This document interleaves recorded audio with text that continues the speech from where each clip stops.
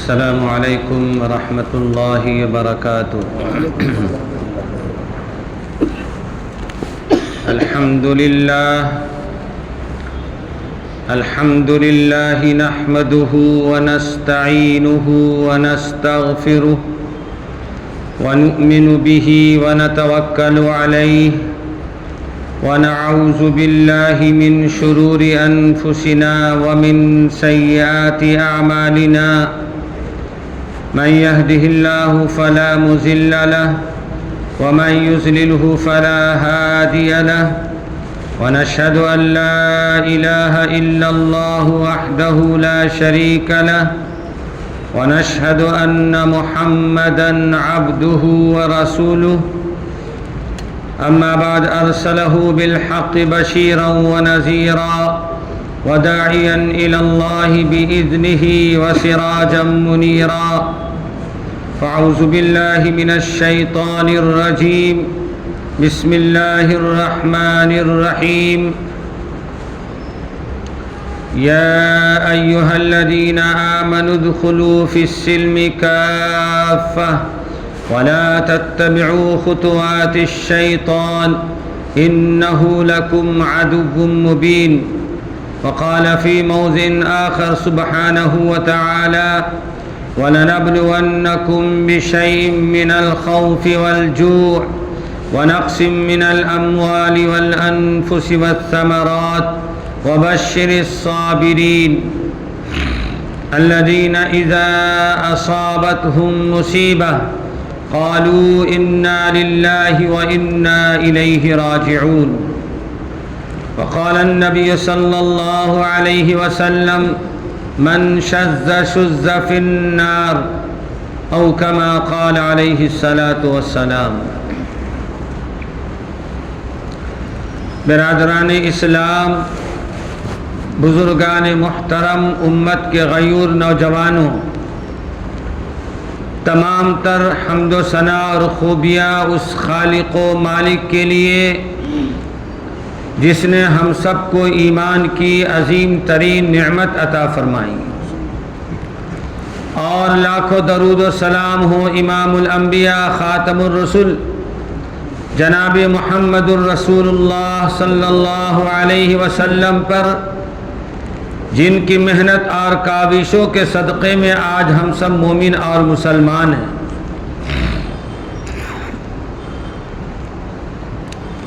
اللہ رب ذوالجلال نے ہمیں ایمان کی عظیم ترین نعمت عطا فرمائی۔ یہ وہ عظیم نعمت ہے جس کا کوئی متبادل نہیں، کوئی بدل نہیں۔ ایسی عظیم الشان نعمت عطا فرمائی ہے اللہ رب ذوالجلال نے۔ بحیثیت ایمان والے کے اور مومن ہونے کے ناطے ہمارے لیے ضروری ہے کہ ہم اس ایمان کی حفاظت کریں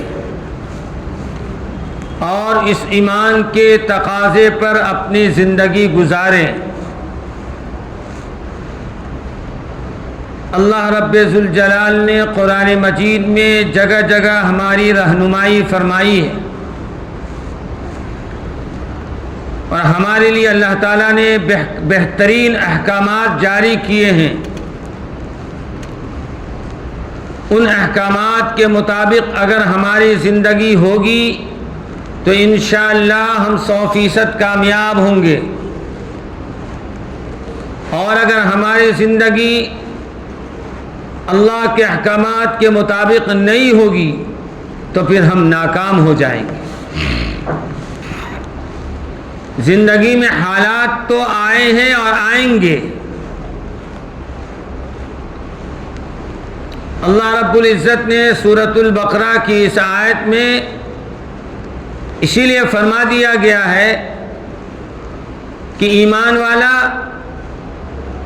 اس بات کو دل و دماغ میں بیٹھا لے کہ اللہ رب ذوالجلال نے کیا ارشاد فرمایا، اللہ تعالیٰ نے ہمارے لیے کیا حکم جاری فرمایا۔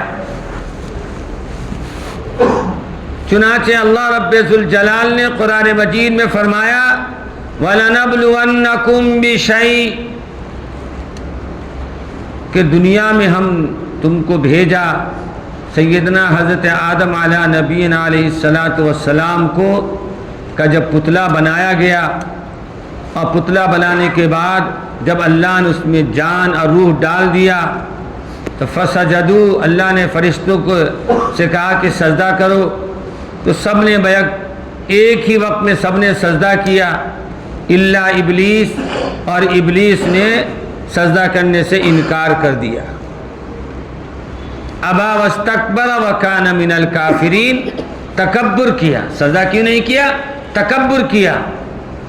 تو اللہ رب ذوالجلال نے فرمایا اب تمہاری گنجائش ہماری دربار میں رہنے کی نہیں ہے، اب ہمارے پاس تمہارا وجود نہیں رہے گا، تمہاری حاضری نہیں ہو سکتی ہے، اب تم یہاں سے مردود ہو جاؤ، فخرج، یہاں سے نکل جاؤ، اور ایسا نکلو پھر دوبارہ حاضر نہیں ہونا۔ اللہ رب ذوالجلال نے اگلی آیت میں ارشاد فرمایا کہ اس کی وجہ سے اللہ کی تم پر لعنت برستی رہے گی، پھٹکار برستی رہے گی، اللہ کا غضب نازل ہوتا رہے گا۔ شیطان سے پوچھا کہ تم نے سجدہ کیوں نہیں کیا؟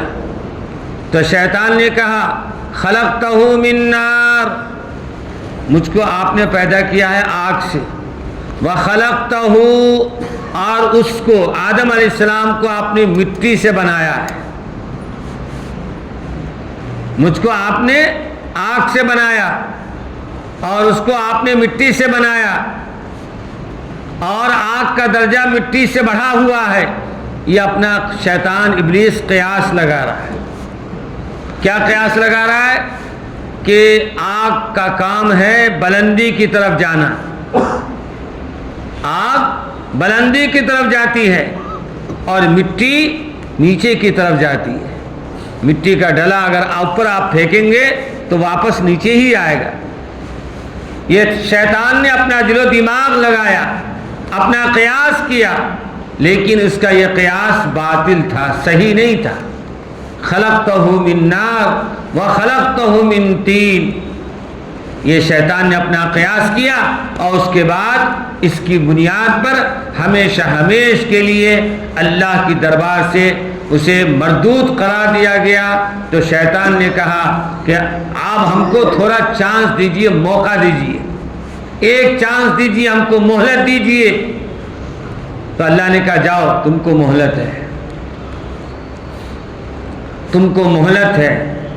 تب اس کے بعد شیطان قسم کھاتا ہے، فَبِعِزَّتِكَ، ہم آپ کی قسم کھاتے ہیں کہ آپ کے بندوں کو ہم بہکائیں گے، راہ راست ہٹائیں گے، گناہ میں مبتلا کریں گے، اچھے اعمال سے روکیں گے، برائی کی طرف لے جائیں گے۔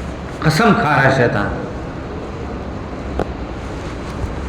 لیکن اللہ رب ذوالجلال نے فرمایا لیکن ایک بات یاد رکھنا، تم میرے بندوں کے بھٹکاؤ گے اور گناہوں کی طرف لے جاؤ گے، اچھائی سے روکو گے، لیکن میرا جو مخلص بندہ ہوگا، میرا جو پیارا بندہ ہوگا، چہیتا بندہ ہوگا، اللہ کی صحیح معنوں میں بندگی کرنے والا ہوگا، وہ کبھی تمہارے باتوں میں نہیں آئے گا۔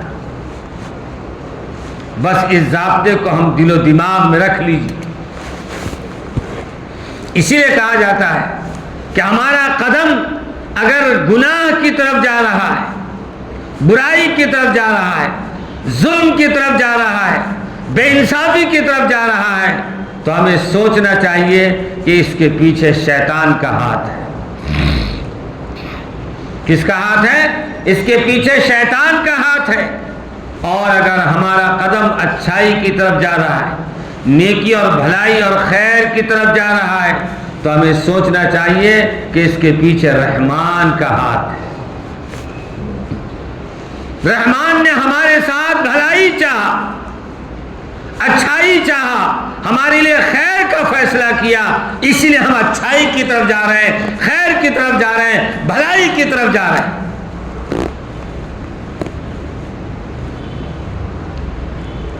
لہذا اس ضابطے کے مطابق ہر مومن کو چاہیے کہ اپنی زندگی کو مومنانہ بنائے، اپنی زندگی کو ایسا بنائے کہ زندگی کے اعمال سے جھل کے نظر آئے کہ ہاں یہ واقعی مومن ہے، مسلمان ہے۔ اس لیے کہ اللہ کے یہاں قابل عمل وہی ہے جس عمل کو اخلاص سے کیا گیا ہو اللہ کی رضا کے لیے۔ آمنوا ادخلوا فی السلم کافہ، اللہ نے قرآن میں کہا اے ایمان والو مکمل طور پہ ایمان میں داخل ہو جاؤ۔ اگر ہماری زندگیوں میں پورا دین نہیں ہے، پورا طریقہ اسلام نہیں ہے، قرآن کے احکامات و تعلیمات پر عمل نہیں ہے، تو مکمل ہم پکے اور سچے مومن نہیں ہیں۔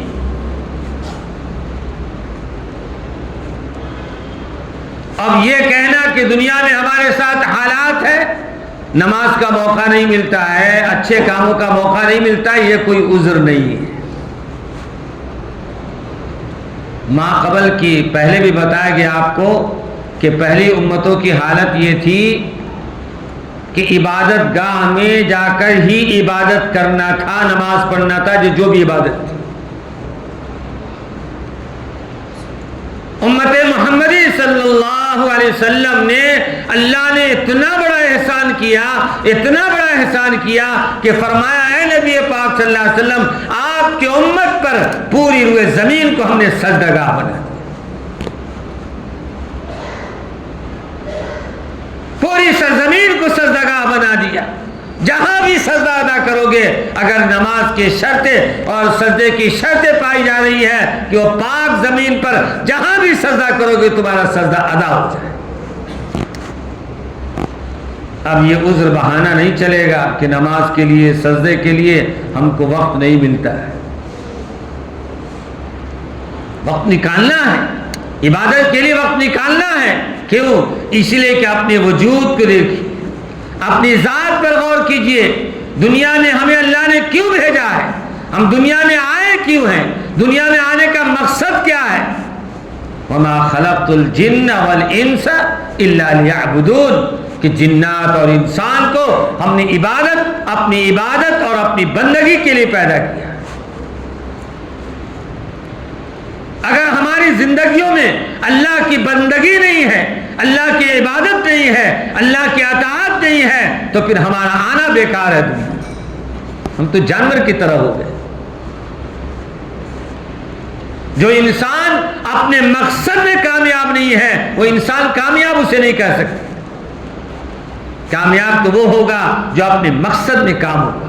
ہم کسی کاؤنٹر پر، کسی آفس میں، کسی جگہ جاتے ہیں اور بہت سارے کاغذات لے کر جاتے ہیں اور واپس ہوتے دو ہی شکل ہوتی ہے، یا تو آپ کا کام ہو گیا ہوگا یا آپ کا کام نہیں ہوا ہوگا۔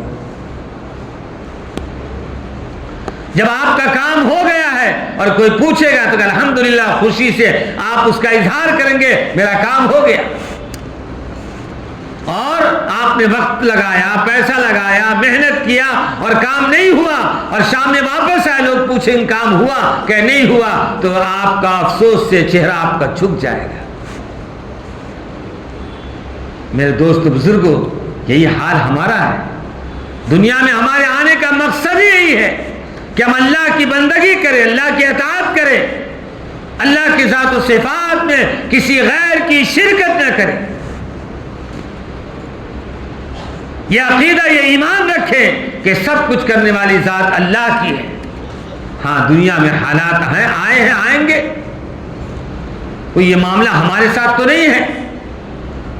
انبیاء علیہ السلام کے ساتھ بھی معاملات آئے۔ ایسا نہیں کہ کوئی انسان کوئی جرم کر لیا، گناہ کر لیا تو اس کے ساتھ ہی مصائب آتے ہیں، حالات آتے ہیں۔ یہ سوچنا غلط ہے، یہ سوچنا غلط ہے۔ انبیاء علیہ السلام آئے، 1,24,000 انبیاء علیہ السلام آئے، ان کے ساتھ بھی حالات آئے اور بڑے بڑے حالات آئے ہیں، ان حالات سے گزرے ہیں، لیکن کیا وہ گناہوں سے تو معصوم تھے۔ انبیاء علیہ السلام گناہوں سے معصوم تھے، ان کے ساتھ حالات آئے، بڑے بڑے حالات آئے۔ اللہ کے نبی جناب رسول اللہ صلی اللہ علیہ وسلم کو لے لیجیے، جس دن سے آپ نے وادی صفا سے اللہ کی توحید کا اعلان کیا، قولوا لا الہ الا اللہ تفلحون، اے لوگوں کہہ دو لا الہ الا اللہ محمد رسول اللہ، کامیاب ہو جاؤ گے۔ اسی دن سے آپ کے اپنے اور غیر سب آپ کے دشمن۔ آپ تو گناہوں سے معصوم ہیں، ما تقدم من الذنب، کہ آپ کے اگلے اور پچھلے ساری خطائیں معاف ہیں۔ عائشہ صدیقہ رضی اللہ تعالی عنہ اللہ کے نبی سے پوچھ لی کہ اللہ کے نبی آپ تو گناہوں سے معصوم ہیں، اور آپ کی حالت یہ ہے کہ جب آپ رات میں اللہ کے دربار میں کھڑے ہوتے نماز کے لیے تو آپ آدھی آدھی رات تک کھڑے رہ جاتے، آپ کا پاؤں مبارک سوج جاتا ہے، ورم آ جاتا ہے، آپ اتنا لمبا سجدہ کیوں کرتے ہیں؟ قیام میں 4-4-5 بار جز قرآن پڑھ جاتے ہیں، اور کھڑے کے کھڑے ہیں، آنسو اتنا زارو قطار گرتا ہے کہ داڑھی تر ہو کر آپ کے سینے مبارک پر آنسو کے قطرے بہ رہے ہوتے۔ نبی کا جواب سنیے، اللہ کے نبی فرماتے ہیں کیا میں عبادت کر کے اللہ کا فرما بردار اور اللہ کو خوش کرنے والا بندہ نہ بنوں؟ اللہ نے صحت دیا، تندرستی دیا، کیا میں اللہ کی بندگی نہ کروں تاکہ میرا رب راضی ہو جائے، میرا رب زیادہ خوش ہو جائے؟ اس لیے میں عبادت کرتا ہوں، اسی لیے میں بندگی کرتا ہوں، اور اسی لیے قیام لیل کرتا ہوں۔ تو کیا رسول پاک صلی اللہ علیہ وسلم کے ساتھ حالات نہیں آئے؟ وہ زمانہ آیا، وہ دور آیا، وہ وقت آیا کہ بنو ہاشم کے خاندان کا بائیکاٹ کر دیا گیا، اور ایسا ویسا نہیں، اعلان کر دیا گیا، باضابطہ تحریری شکل میں کعبہ کی دیواروں پر پیپر چسپا کر دیا گیا کہ کبھی آج سے کوئی خاندان قریش کے ان لوگوں سے کوئی بات نہیں کرے گا، کوئی سلام نہیں کرے گا، کوئی تجارت نہیں کرے گا، کوئی شادی بیاہ نہیں کرے گا۔ معمولی شرطیں ہیں، اور اتنی شرطیں تو دور کی بات ہے، کوئی باہر سے قافلے آ کر اگر ان کی مدد کے لیے ملاقات کرنا چاہے تو ملاقات بھی نہیں کر سکتا۔ اللہ اکبر کبیر۔ یہ کس کے ساتھ آزمائش آئے؟ یہ کس کے ساتھ امتحان آئے؟ نبی کے ساتھ آئے۔ تو یہ ذہن میں لانا اور اس بات کا خیال کرنا کہ ہم نے کوئی گناہ کر لیا جس کی وجہ سے ہم کو یہ سزا ہوئی ہے یا آزمائش آ گئی، ایسا نہیں ہے۔ ہمارے بدعمالیوں کی وجہ سے آزمائشیں آئی ہیں اور آتی ہیں اور آئیں گی، یہ مسلم ہے، لیکن اس کا یہ مطلب نہیں ہے کہ اسی کی وجہ سے آتی ہے۔ اللہ اپنے بندوں کا امتحان لیتا ہے، آزمائش کرتا ہے، حالات آتے ہیں، آئیں گے۔ قرآن مجید میں تو اس کا تذکرہ کیا گیا نا، وَلَنَبْلُوَنَّكُمْ بِشَيْءٍ، ہم تم کو آزمائیں گے کسی بھی چیز سے۔ صحت ہے، سب چیز سے اچانک آدمی کی صحت خراب ہو، فخر سے کہتا ہے کہ میں نے اب تک لائف میں زندگی میں کبھی ایک دوا نہیں کھایا، ایک ٹیبلیٹ نہیں کھایا، اور اس کے بعد ہی ایسی طبیعت ہو جاتی ہے کہ بستر پر ہی سال پڑنا پڑتا ہے۔ تو اللہ کو معلوم ہے، اللہ کس کو کس حال میں رکھے گا اسے معلوم ہے، کسی کو معلوم نہیں۔ یہ اسباب کا درجہ ہے کہ آدمی بیمار ہو گیا تو دوا کھاتا ہے، یہ اسباب کا درجہ ہے، اور اللہ اسباب سے دنیا کو چلا رہا ہے، اسباب ہم نے اختیار کرنا پڑے گا۔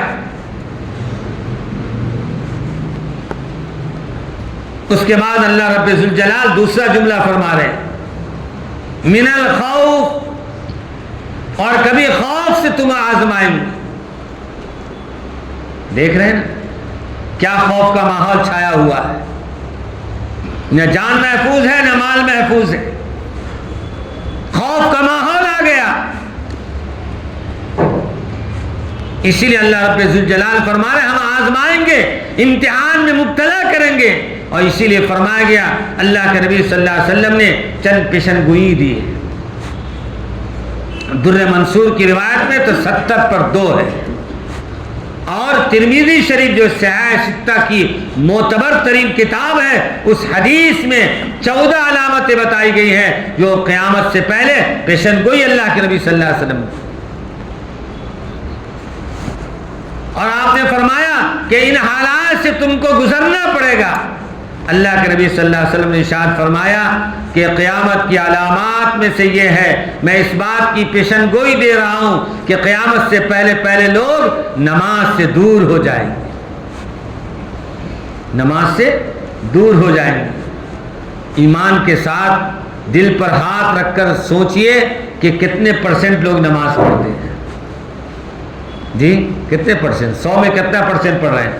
5 یا 10؟ 10 تو نہیں پڑھ رہے ہیں۔ جمعہ کا اعتبار نہ کیجئے، 5 وقت کی نماز کا بول رہا ہوں۔ 5 سے 10% مشکل سے لوگ نماز پڑھ رہے ہیں، باقی 90% لوگ نماز نہیں پڑھ رہے ہیں۔ کس نے پیشن گوئی دی ہے؟ ہمارے اور آپ کے آقا حضرت محمد الرسول اللہ صلی اللہ علیہ وسلم نے پیشن گوئی دی ہے کہ لوگ نماز سے دور ہو جائیں گے۔ آج نبی کی پیشن گوئی سامنے آ گئی کہ 100 میں 90% لوگ نماز نہیں پڑھ رہے۔ کیا ہم آزمائش میں نہیں جائیں گے؟ کیا ہمارے ساتھ حالات نہیں آئیں گے؟ اللہ کے نبی جناب رسول اللہ صلی اللہ علیہ وسلم نے پیشن گوئی دی اور آپ نے فرمایا کہ بارش کثیر ہوگی۔ کیا فرمایا؟ بارش کثیر ہوگی، بہت زیادہ بارش ہوگی، لیکن غلے نہیں آئیں گے۔ دیکھ لیجیے کتنی بارشیں ہو رہی ہیں۔ اور جب ظلم اور بربریت بڑھتا ہے اور بے انصافی، کہتے ہیں کہ جب حقوق العباد کا معاملہ آدمی اپنا لیتا ہے، بندے کے حق تلفی کرنا شروع کر دیتا ہے، تو اللہ آسمان سے بارش کو روک لیتے ہیں، آسمان سے بارش کو روک لیتے ہیں۔ آج شادیوں کے بعد ہماری بہنوں کا جو حصہ ہوتا ہے ماں باپ کے میراث میں، اس میں کتنے لوگوں کی حصہ دے رہے ہیں؟ جی کہتے وہ تو بہت خوشحال ہے، میں نے ایسی جگہ شادی کر دیا، بہت خوشحال، اسے کیا ضرورت؟ اسے ضرورت ہے نہیں، اس سے بحث نہیں ہے۔ اللہ کا جو ضابطہ قرآن کہتا ہے یوصیکم اللہ فی اولادکم للذکر مثل حظ الانثیین، جو ہم نے عورتوں کا، بہنوں کا، بیویوں کا جو حصہ متعین کیا ہے اسے تم دینا ہے۔ اگر وہ خوش طبعی سے انکار کر دے مجھے نہیں چاہیے تو پھر معاملہ الگ ہے۔ کہاں انصاف؟ حق تلفی اتنی ہو رہی ہے، ماں باپ کی میراث ہے، ماں باپ کا مال ہے، اللہ نے دونوں کا حصہ دیا ہے، کسی کو آدھا دیا، کسی کو 1/1 دیا، لیکن دیا تو ہے۔ لہذا ہماری ذمہ داری ہے کہ ہمارے بھائیوں کا اور بہنوں کا جو بھی حصہ ہے، بیٹے کا جتنا حصہ ہے، بیٹیوں کا جتنا حصہ ہے، وہ دینا لازم اور ضروری ہے، ورنہ اللہ کے قیامت کے لیے بڑی سخت پکڑ ہونے والی۔ اللہ کے نبی نے فرمایا کہ آثار قیامت میں سے یہ ہے، اور ہم اس بات کی پیشن گوئی دے رہے ہیں کہ ایک وقت آئے گا کہ کثیر بارش ہوگی لیکن غلے نہیں ہوں گے ہمارے بدعمالیوں سے۔ اسی طرح فرمایا کہ آثار قیامت میں سے یہ ہے، اور اس کی میں پیشن گوئی دے رہا ہوں، ایک زمانہ آئے گا کہ لوگ کثرت کے ساتھ جھوٹ بولیں گے۔ کیا کریں گے؟ کثرت کے ساتھ جھوٹ بولیں گے۔ اللہ کے نبی جناب رسول اللہ صلی اللہ علیہ وسلم نے حدیث میں ارشاد فرما رہے ہیں کہ صحابہ کے بارے میں فرمایا وہ بڑے نرم دل ہیں اور اعمال کے اعتبار سے بالکل آئینہ ہے، اعمال کے اعتبار سے بالکل آئینہ ہے، ان کے اعمال جھلک رہے ہیں، اور ایسا جھلک رہا ہے کہ اللہ کے نبی نے اعلان فرما دیا الصحابی کالنجوم بأیہم اقتدیتم اہتدیتم۔ صحابہ کے اعمال اتنے پاکیزہ ہیں کہ ان میں سے جن کی اتباع کر لو گے تم کامیاب ہو جاؤ۔ کتنی بڑی سرٹیفکیٹ دیا اللہ کے نبی صلی اللہ علیہ وسلم، اور فرمایا حضرات صحابہ کرام رضوان اللہ اجمعین ہمیشہ سچ بولتے ہیں، جھوٹ کبھی زندگی میں زبان پر نہیں لاتے۔ اللہ کے نبی کیا فرما رہے ہیں کہ آثار قیامت میں سے یہ ہے، اور میں اس بات کی پیشن گوئی دے رہا ہوں کہ لوگ کثیر ہوں گے لیکن لوگ جھوٹ کثرت کے ساتھ بولیں گے۔ آج دیکھ لیجیے کتنا کثرت، آج تو میڈیا والے جتنا کثرت سے جھوٹ بولیں گے اتنی ان کی پیٹھ تھپ تھپائی جاتی ہے نا؟ سچائی ہے کہ نہیں؟ کہتے ہیں جھوٹ کے بغیر ہمارا کام ہی نہیں ہونے والا ہے۔ اللہ کے نبی صلی اللہ علیہ وسلم کی پیشن گوئی صادق آ رہی ہے۔ اللہ کے نبی جناب رسول اللہ صلی اللہ علیہ وسلم نے فرمایا کہ قرب قیامت کی علامات میں سے ہم اس بات کی پیشن گوئی دے رہے ہیں کہ ایک زمانہ آئے گا کہ لوگ اپنے دوستوں کے پاس، بیٹا اپنے دوستوں کی محفلوں میں بیٹھنا پسند کرے گا اور ماں باپ کے پاس وقت نہیں دے گا، ماں باپ کے پاس وقت نہیں دے گا، باپ سے خبر خیریت نہیں پوچھے گا، دوست و احباب کی مجلسوں میں جا کر خوب بیٹھا کرے گا اور اپنا ٹائم پاس کرے گا۔ آج دیکھ لیجیے وقت ہی نہیں ہے، دیر سے آئے دوستوں کی محفل سے آ رہے ہیں، ہوٹل میں سے آ رہے ہیں، دوستوں کے ساتھ آ رہے ہیں، گھنٹوں گھنٹہ ٹائم پاس کر کے، اور اگر باپ نے ماں نے پوچھ لیا تو جھرک کر بولتے ہیں کہ آپ کو آپ کام سے کام میں بیٹھے رہیے گھر میں، ہمیں 1000 قسم کا کام رہتا ہے۔ اللہ نے کہا اف ولا تنہرہما، خبردار خبردار اپنے ماں باپ کو جھرکنا نہیں، ڈانٹنا نہیں۔ وَقُلْ لَهُمَا قَوْلًا كَرِيمًا، باپ جو بھی کہہ دے ان کے ساتھ تمہاری ذمہ داری ہے نرمی کے ساتھ، ادب کے ساتھ، عزت کے ساتھ بات کرو۔ اف ولا تنہرهما وقل لهما قولا کریما فرمایا، آداب کی رعایت کر کے بات کرنا، الا یہ کہ ماں باپ اگر شریعت کے کسی حکم کو توڑنے کا حکم دے دے جس میں اللہ اس کے رسول کی نافرمانی ہو رہی ہے، اس وقت چھوڑنے کا حکم نہیں ہے، بلکہ ماں باپ کی اتباع نہیں کی جائے۔ لا معصیت، اگر معصیت پر گناہ پر مبتلا کرنا چاہے تو اس وقت ماں باپ کی بات نہیں مانی جائے۔ اسلام کا ضابطہ بڑا اونچا ضابطہ ہے۔ اللہ کے نبی جناب رسول اللہ صلی اللہ علیہ وسلم فرمایا کہ آثار قیامت میں سے یہ ہے، ایک زمانہ آئے گا کہ لوگ جب گواہی دیں گے اور شہادت دیں گے تو جھوٹی گواہی دیں گے، جھوٹی شہادت دیں گے۔ آج ایسے سینکڑوں ہزاروں افراد ہیں جو بے گناہ جھوٹی شہادت کی بنیاد پر آج جیل کی تنگ کوٹھریوں میں بیٹھے ہوئے۔ کیا جواب ہوگا اللہ؟ بے گناہ کسی کو اپنی جھوٹی شہادت کے ذریعے، اپنے جھوٹی گواہی کے ذریعے جیل کی کوٹھی میں ڈلوا دیا، اللہ کے سامنے کیا جواب ہوگا؟ کیا چہرہ دکھائیں گے؟ کیا منہ دکھانے کے لائق رہے؟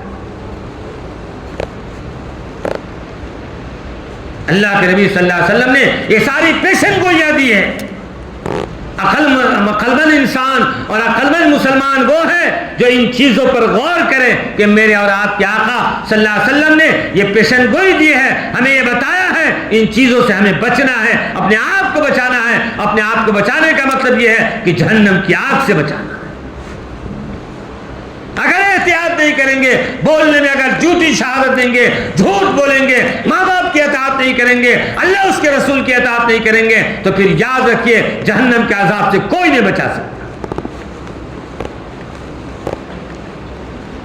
اللہ نے جو ضابطہ دیا ہے، نبی پاک علیہ الصلوۃ والسلام کا جو پیارا طریقہ دیا ہے، اس طریقے کو اپنانا ہے اور اپنا کر زندگی گزارنا ہے۔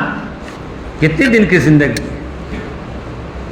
اصل میں زندگی کو ہم نے دنیا سے جوڑ لیا ہے، دنیاوی چیزوں سے ہماری محبتیں زیادہ کثیر ہو گئی ہے، جس کی بنیاد پر عبادات کی طرف توجہ نہیں ہو رہی ہے، نماز کی طرف توجہ نہیں ہو رہی ہے، ماں باپ کی خدمت اور ماں باپ کی دیکھ ریکھ کی طرف توجہ نہیں ہے، بیوی بچوں کے جو حقوق ہے، ان کی جو ذمہ داری ہمارے کاندھوں پر اللہ نے ڈالی ہے، اس ذمہ داری کو ہم نہیں نبھا رہے ہیں۔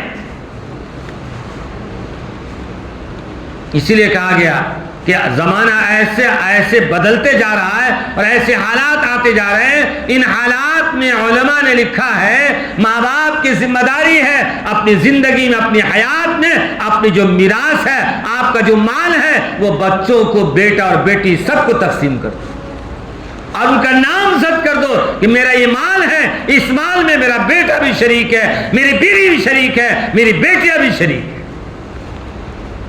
ورنہ زمانہ ایسا بدلتا جا رہا ہے کہ ماں باپ کی آنکھیں بند ہوتی ہے اور میراث کے لیے ایسے جھگڑے ہوتے ہیں، ایسے جھگڑے ہوتے ہیں کہ کیس کی نوبت آتی ہے, کورٹ کچہری کی نوبت آتی ہے, اور مال جو باپ نے بیٹے اولاد کے لیے چھوڑا تھا وہ کورٹ میں پیسہ جا رہا ہے. اس لیے ضروری ہے کہ اپنے مال کی اپنی حیات میں نامزد کر دیجیے, نامزد کر دیجئے کہ یہ مال شریعت کے اعتبار سے تقسیم ہوگا, اور اس میں میری ساری جو اولادیں ہیں ان سب کا جتنا حصہ بنتا ہے وہ سب کو اتنا حصہ ملنا. اور اگر ایک باپ نے ایسی وصیت کر دیا یہ میرا اتنا مال ہے پورا کا پورا میرے فلاں بیٹے کو دے دیا جائے, تو یاد رکھیے گا شریعت میں 1/3 میں حکم نافذ ہوتا ہے. پھر میراث کا مسئلہ بہت مشکل مسئلہ, اس میں آپ چلے جائیں گے. اتنا ضابطہ یاد رکھیے کہ اللہ کے رسول صلی اللہ علیہ وسلم نے جو طریقہ بتایا ہے, جو ضابطہ میراث کا بتایا ہے, علماء سے رجوع کر کے اس کی تفصیلات معلوم کر کے اپنی زندگی میں معاملات کو صاف ستھرا کیجیے. یوم یفر المرء من اخیہ وامہ وابیہ, جس اولاد کے لیے, جس بیوی کے لیے, جس بھائی کے لیے, جس ماں باپ کے لیے حلال کو حرام اور حرام کو حرام نہیں سمجھ رہے, نہ سود سمجھ رہے, نہ رشوت سمجھ رہے, نہ جھوٹ سمجھ رہے, نہ جھوٹی گواہی سمجھ رہے, بس مال آنا چاہیے چاہے جیسے مال آئے. قرآن کی اس آیت پر غور کیجئے. قرآن اعلان کرتا ہے قیامت کے دن باپ بھی ہاتھ چھوڑ دے گا, بیٹا بھی الگ ہو جائے گا, بیوی بھی الگ ہو جائے گی, سارے رشتہ دار ہاتھ چھوڑ دیں گے, کوئی پوچھنے والا نہیں ہوگا. تو ایسا کام کیوں کریں گے جب آخرت میں کوئی پوچھنے والا نہیں؟ کون پوچھے گا؟ ہمارے اعمال پوچھیں گے. اگر ہمارا اخلاق, ہمارا کردار, ہمارے اعمال, ہمارے معاملات پاکیزہ ہوں گے, خدا کی قسم قیامت میں بھی ہم پریشان نہیں ہوں گے. اللہ سے دعا ہے اللہ تعالی ہر مسلمان کو حقوق العباد جو معاملات ہیں اس معاملات کو صاف کلیئر کر کے دنیا سے ہم جائیں ایسے فیصلے نصیب فرمائے. وآخر دعوانا ان الحمد للہ رب العالمین.